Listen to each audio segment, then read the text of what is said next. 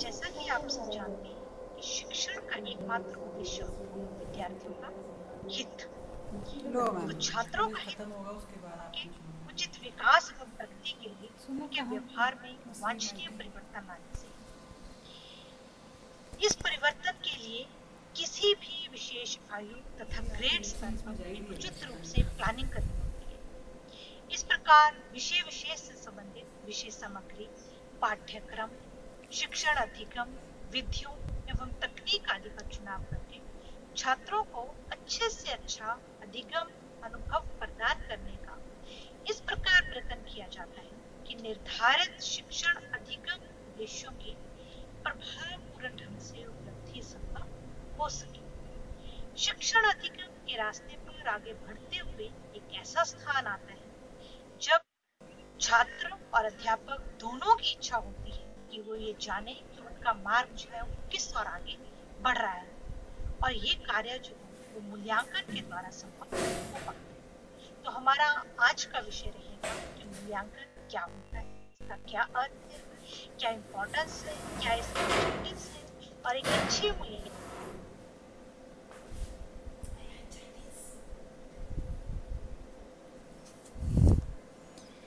मूल्यांकन के अंतर्गत किसी गुण, योग्यता अथवा विशेषता का मूल्य निर्धारित किया जाता है। मूल्यांकन का शाब्दिक अर्थ है मूल्यों का अंकन। ये मूल्य निर्धारण की प्रक्रिया है जो मापन की अपेक्षा अधिक व्यापक है। मापन में सिर्फ मात्रा कितनी है यही ज्ञात होता है, और जब हम उस मात्रा की व्याख्या करते हैं तो वो मूल्यांकन कहलाता है। यह गुणों या विशेषताओं की वांछनीयता स्पष्ट करता है।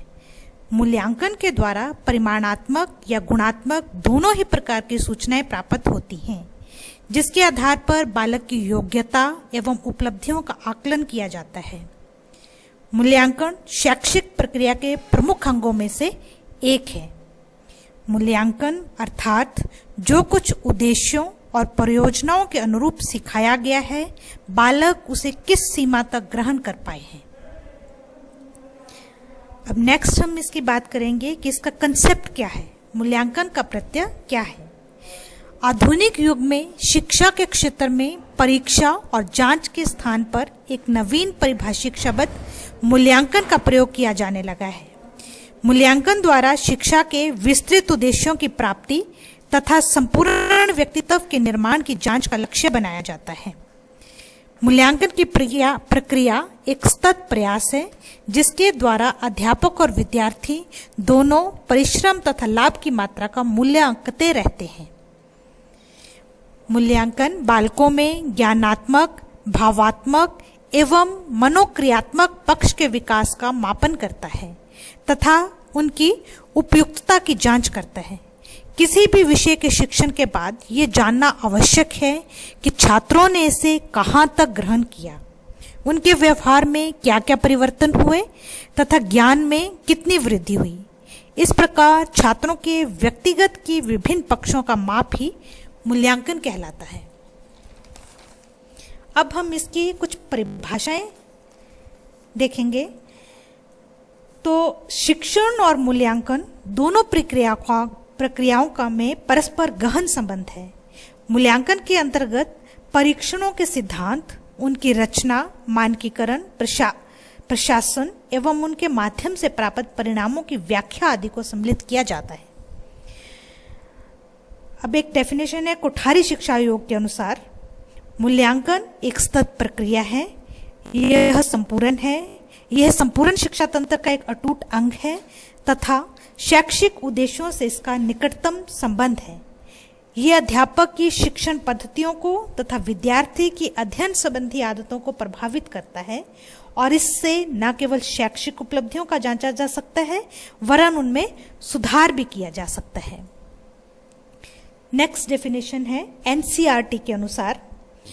एनसीईआरटी के अनुसार जो है वो मूल्यांकन से अभिप्राय है छात्र ने किस सीमा तक ज्ञान प्राप्त किया है।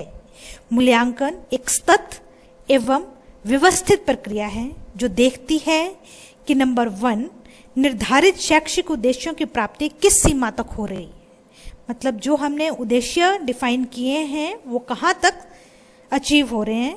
दूसरा पॉइंट है कक्षा में दिए गए अधिगम अनुभव कितने प्रभावशाली हैं। जो भी आपने लर्निंग एक्सपीरियंसेस कक्षा में शेयर किए हैं वो कितने इफेक्टिव हैं। थर्ड पॉइंट है इसका कि शिक्षा के लक्ष्य कितने अच्छे ढंग से पूर्ण हो रहे हैं।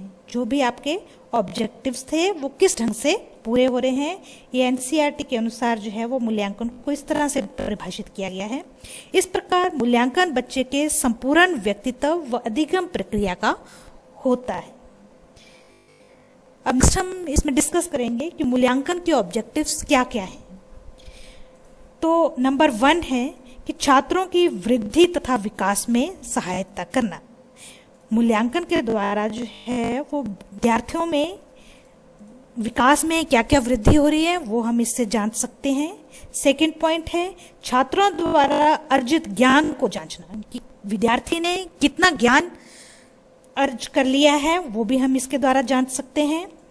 थर्ड पॉइंट है छात्रों की वृद्धि व विकास में आए अवरोधों को जांचना, मतलब जो भी उनको डिफिकल्टीज आई हैं और जो उनकी प्रोग्रेस में जिस चीज़ की उनको ज़रूरत है उसको भी हम मूल्यांकन के द्वारा जांच सकते हैं। फोर्थ पॉइंट है छात्रों की शैक्षिक प्रगति में बाधक तत्वों की जानकारी लेना। जो भी उनको टीचिंग में प्रॉब्लम्स आ रही हैं उसकी भी हम जानकारी जो है वो मूल्यांकन के द्वारा ले सकते हैं।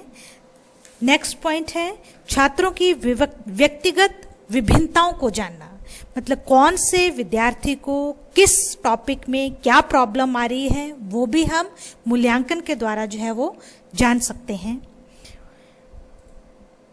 नेक्स्ट पॉइंट है शिक्षण प्रभावशीलता को ज्ञात करना, मतलब टीचिंग लर्निंग प्रोसेस आपका किस तरह से हो रहा है उसकी भी जानकारी जो है हम मूल्यांकन के द्वारा जो है वो ले सकते हैं। नेक्स्ट पॉइंट है छात्रों को अधिगम हेतु प्रेरित करना, मतलब उसको मूल्यांकन के द्वारा जो है वो हम बच्चों को लर्निंग में भी प्रेरित कर सकते हैं कि वो अच्छे से अच्छा जो है वो उसमें अचीव करने की कोशिश करें। नेक्स्ट पॉइंट है पाठ्यक्रम में सुधार हेतु आधार तैयार करना, मतलब मूल्यांकन के द्वारा हम बच्चों में देख सकते हैं कि कौन सी उनको उस सब्जेक्ट में प्रॉब्लम आ रही है, अगर तो हम उसमें करिकुलम में भी उनकी उस बाधा को दूर करने का प्रयत्न कर सकते हैं। नेक्स्ट पॉइंट है शिक्षण विधियों तथा सहायक सामग्री की उपयोगिता को जांचना, मतलब जो भी हम टीचिंग मेथड्स यूज कर रहे हैं, जो TLM यूज कर रहे हैं उसकी कितनी उपयोगिता हो रही है उस टॉपिक पे, उसकी भी हम जांच जो है वो मूल्यांकन के द्वारा कर सकते हैं। नेक्स्ट पॉइंट है छात्रों की योग्यता आधारित वर्गीकरण करना। छात्रों का जैसे कोई A ग्रेड के बच्चे हैं, कोई B ग्रेड के बच्चे हैं, A+ के हैं, B+ के हैं, उस तरह से उनकी योग्यता के आधार जो है हम उनका वर्गीकरण कर सकते हैं। तो ये है मूल्यांकन के उद्देश्य। नेक्स्ट है स्टेप्स ऑफ इवैल्यूएशन प्रोसेस, मतलब मूल्यांकन की प्रक्रिया के सोपान। ठीक है, तो मतलब कि मूल्यांकन जो है वो कैसे स्टार्ट होता है, तो हम इसके बारे में डिस्कस करेंगे कि मूल्यांकन जो है एक त्रिध्रुवी प्रक्रिया है। पहला ध्रुव है इसका उद्देश्यों का निर्धारण। इसके अंतर्गत हम जो भी हमने टॉपिक लिया है पहले हम उसमें उद्देश्य डिफाइन करेंगे कि हमें क्या अचीव करना है बच्चों से इसके लिए। तो पहला तो आ जाता है इसमें हमारा सामान्य उद्देश्यों का निर्धारण, मतलब जो जनरल एम्स हैं उसके मैथ्स के पढ़ाने के वो हम इसमें निर्धारण करेंगे।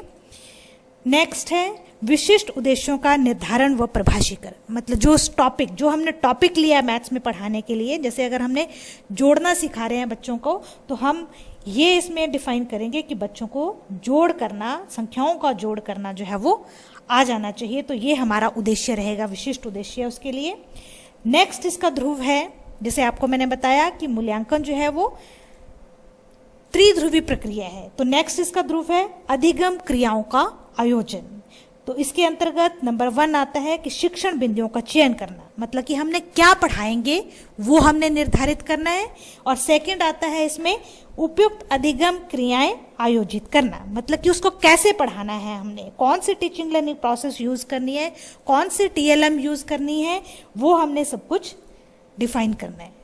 और लास्ट इसका ध्रुव है मूल्यांकन, मतलब मूल्यांकन हम अब देखेंगे कि उसके अंतर्गत हम देखेंगे कि छात्रों के व्यवहार में परिवर्तन को जांचना, कि जो हमने ये किया उसमें विद्यार्थी के व्यवहार में क्या क्या परिवर्तन हुए।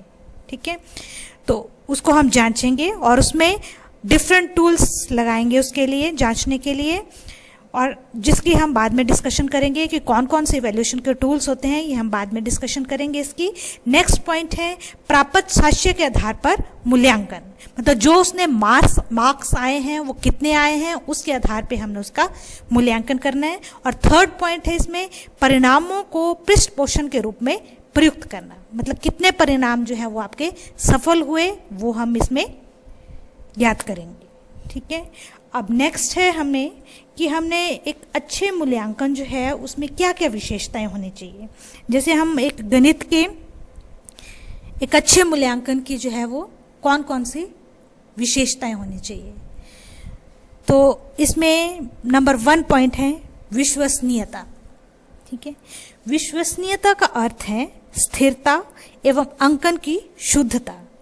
दूसरे शब्दों में विश्वसनीयता से अभिप्राय है कि यदि एक विद्यार्थी के ज्ञान का मूल्यांकन 2 अलग अलग अध्यापक करें तो उनके परिणाम में कोई अंतर ना हो, और एक ही परीक्षक यदि एक से अधिक बार मूल्यांकन करे तो भी विद्यार्थी की उपलब्धि वही रहे। नेक्स्ट पॉइंट है इसमें विषयानुकूलता, वैलिडिटी। मूल्यांकन विषय अनुकूल होना चाहिए। एक परीक्षा को तभी विषय अनुकूल कहा जा सकता है यदि वह उस योग्यता का मापन करती है जिसके लिए वो तैयार की गई है। इस तरह गणित के मूल्यांकन की विषय अनुकूल भी कहेंगे जब उसके द्वारा विद्यार्थियों की गणित संबंधी योग्यता को ही मापा जाए, ना कि भाषा की योग्यता को। थर्ड पॉइंट है इसमें वस्तुनिष्ठता, ऑब्जेक्टिविटी। मूल्यांकन में वस्तुनिष्ठता का गुण होना चाहिए। मूल्यांकन करते समय परीक्षक को अपनी रुचियों, भावनाओं तथा मानसिक अवस्था आदि का विद्यार्थियों की उपलब्धि में हस्तक्षेप ना हो। मूल्यांकन में वस्तुनिष्ठता का होना बहुत ही आवश्यक है। गणित के मूल्यांकन में वस्तुनिष्ठता का होना बहुत ही जरूरी है। नेक्स्ट है व्यापकता, कॉम्प्रिहेंसिवनेस। मूल्यांकन में व्यापकता की विशेषता होनी चाहिए। व्यापकता से अभिप्राय है कि मूल्यांकन में पर्याप्त प्रश्नों की संख्या होनी चाहिए ताकि संबंधित योग्यता का व्यापक रूप से मापन हो सके। ऐसा न हो कि पढ़ाए गए प्रकरणों में कुछ प्रश्न पूछ लिए जाएं और कुछ बिल्कुल ही छोड़ दिए जाएं। मूल्यांकन ऐसा होना चाहिए कि प्रत्येक पढ़ाए हुए प्रकरण को उचित स्थान मिले, और मूल्यांकन में प्रश्नों की संख्या अधिक होनी चाहिए। प्रश्न इस प्रकार हो कि पढ़ाए हुए ज्ञान के सभी क्षेत्रों का उचित प्रतिनिधित्व कर सके। और नेक्स्ट पॉइंट है इसमें निदानात्मकता। तो एक अच्छे मूल्यांकन में निदानात्मकता का गुण होना चाहिए। इसके द्वारा विद्यार्थियों को त्रुटियों और कठिनाइयों का पता लगाना चाहिए और उन्हें दूर करना चाहिए, और विद्यार्थियों की आवश्यकता अनुसार सहायता की जा सके। मूल्यांकन के द्वारा ही जो है वो टीचर को विद्यार्थियों की कमजोरियों का पता लगता है और उनकी त्रुटियों का, और उनमें क्या कठिनाइयां आ रही हैं बच्चों को उसमें, तो उसके द्वारा ही जो है हम बच्चों की इन कठिनाइयों को दूर कर सकते हैं। नेक्स्ट पॉइंट है इसमें व्यवहारिकता, प्रैक्टिकेबिलिटी।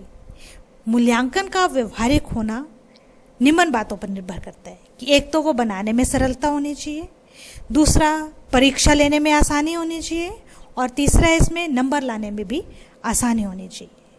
और नेक्स्ट पॉइंट है इसका लास्ट पॉइंट है जो इसको मूल्यांकन की कैरेक्टरिस्टिक्स को ध्यान में रखना होता है, वह है मूल्यांकन रोचक होना चाहिए। मूल्यांकन अथवा जो भी परीक्षा लेनी है वो रोचक होनी चाहिए। रोचक मूल्यांकन से ही विद्यार्थी का सहयोग प्राप्त किया जा सकता है, और प्रश्नों का क्रम जो है वो भी व्यवस्थित होना चाहिए। तो आज हमने बेटा इस मूल्यांकन के बारे में आपको बताया है कि मापन में और मूल्यांकन में क्या अंतर होता है, और मूल्यांकन जो है वो मापन की ही एक प्रक्रिया है जिसके मापन की जो व्याख्या करते हैं, जब हम मापन में व्याख्या करते हैं तो वो मूल्यांकन कहलाती है। Thank you.